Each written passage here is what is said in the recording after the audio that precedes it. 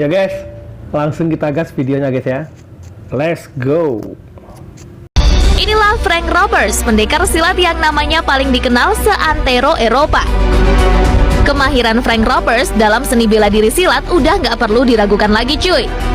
Ia bahkan telah menghabiskan 40 tahun berkecimpung di bidang seni bela diri dan juga sudah mengajar pencak silat selama lebih dari 30 tahun. Kecintaan Ropers pada pencak silat terinspirasi oleh Master Silat Indonesia Harjono Turbin yang juga seorang tokoh perguruan silat setia hati Terate. Kemahiran Frank Ropers dalam pencak silat ini membuat namanya terkenal di Prancis sana. Karena popularitas Frank Ropers inilah pencak silat menjadi salah satu seni bela diri paling populer di Prancis sana. Bangga cuy! Dalam mengajar pencak silat, Ropers memiliki sebuah akademi silat bernama Akademi Frank Ropers yang beraliran setia hati Terate dan menerapkan pengajarannya dari teknik-teknik yang diajarkan Harjono Turbin. Akademi silat milik Frank Ropers ini sudah sangat besar dan memiliki ribuan murid. Yang bikin kagum lagi, akademi ini memiliki lebih dari 40 sekolah dan tersebar di berbagai negara. Bukan cuma di Prancis, Akademi Frank Ropers ini bahkan tersebar di berbagai negara seperti Belgia, Swiss, Spanyol, hingga Kanada. Saat ini, Akademi Silat Frank Ropers ini merupakan salah satu akademi bela diri terbesar di Eropa dan kerap menjuarai kompetisi bela diri tingkat Eropa maupun dunia. Di ribuan anak didik Frank Ropers, salah satu anak didiknya yang paling menonjol adalah Cheick Kongo yang akhirnya menjadi petarung MMA kelas berat. Hasil didikan Frank Ropers ini bukan sembarangan. Selama karir MMA-nya, Kongo bahkan pernah berlaga di UFC dan Bellator.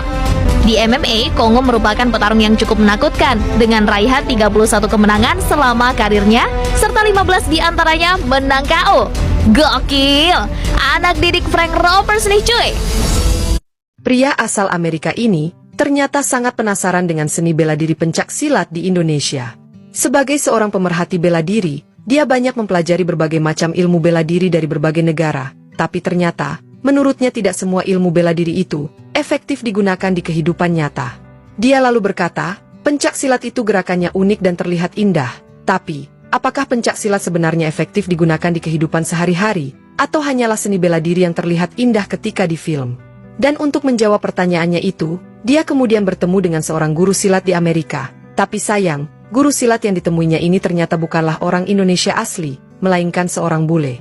Tapi jangan salah, ternyata bapak bule ini bukanlah orang sembarangan. Menurut pengakuannya, dia telah melanglang buana di berbagai perguruan silat di seluruh Indonesia. Dan tak menunggu lama, sang guru silat bule ini pun langsung memperagakan teknik-teknik silat yang dipelajarinya ketika di Indonesia. Tapi, ada satu fakta yang ternyata membuat bapak bule ini akhirnya serius mempelajari silat.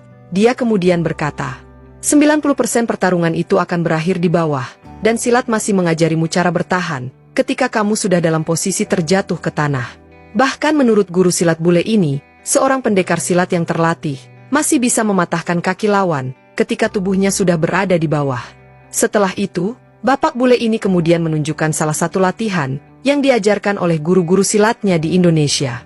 Menurutnya, latihan menggunakan buah kelapa ini adalah untuk memperkuat tulang tangan juga tulang kaki, supaya lebih kuat ketika bertarung. Dan tak diduga, setelah itu sang guru silat bule ini kemudian mengeluarkan sebuah senjata. Dia mengaku bahwa senjata-senjata ini dia bawa langsung dari Indonesia, karena ternyata, bapak bule ini juga terlatih bersilat menggunakan senjata. Dia lalu berkata, ini adalah senjata orang Jawa, sedangkan yang ini adalah senjata orang Sumatera, dan ternyata, dia juga sangat cekatan menggunakan senjata yang dari Sumatera ini.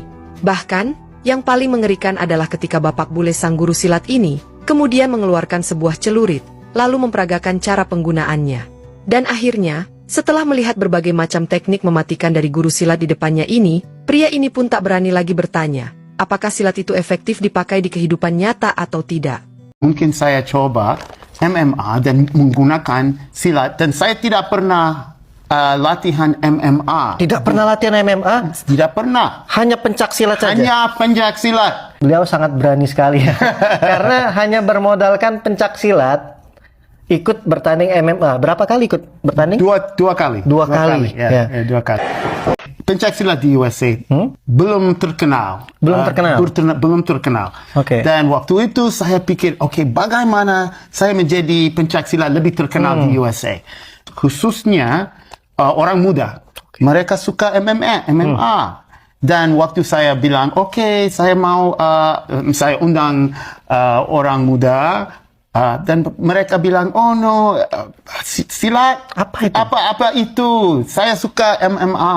Dan saya pikir, oke, mungkin saya coba MMA dan menggunakan silat. Dan saya tidak pernah latihan MMA. Tidak pernah latihan MMA? Tidak pernah. Hanya pencak silat saja? Hanya pencak silat. You need to bridge this gap first. You need to get rid of this, and this first. Okay, so think like a boxer. Okay, so now we go. Okay.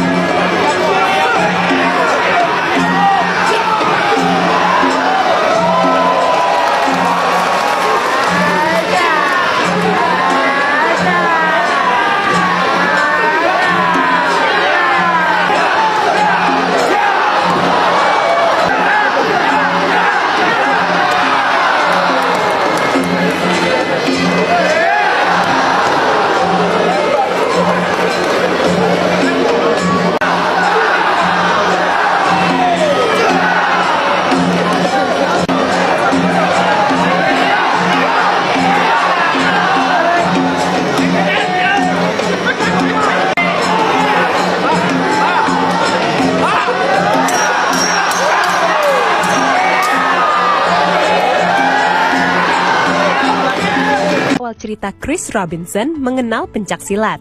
Ia berguru ke Bukit Tinggi dan Silek Tua Sumatera bersama gurunya Stephen Benitez, pesilat asal Inggris. Selama lebih dari 5 tahun, Chris belajar aliran pencak silat Satria Fighting Arts yang dirancang oleh gurunya ini. Well, for me, I had to go to Indonesia to train because I can't say this is my life, my essence in martial arts if I haven't been to Indonesia to experience it. And when I saw Sumatra the first time, I started crying. Dude in front of me thought I was drinking. I said, "No, I'm alright, man. Just leave me alone," because that's where it comes from.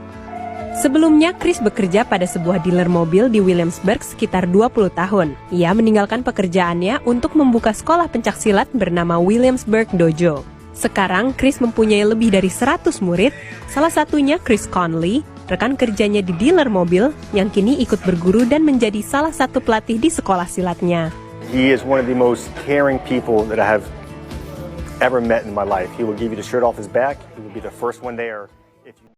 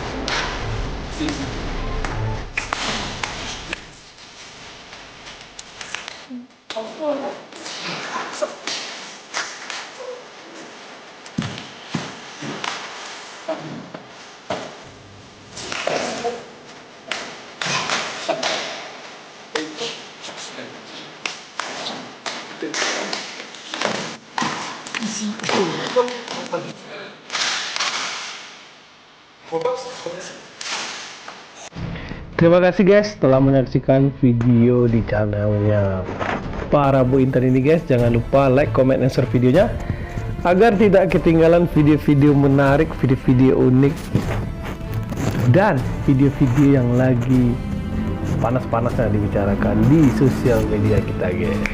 Sampai ketemu lagi di video berikutnya. Terima kasih banyak dan tetap berbangga jadi Indonesia. Sampai jumpa.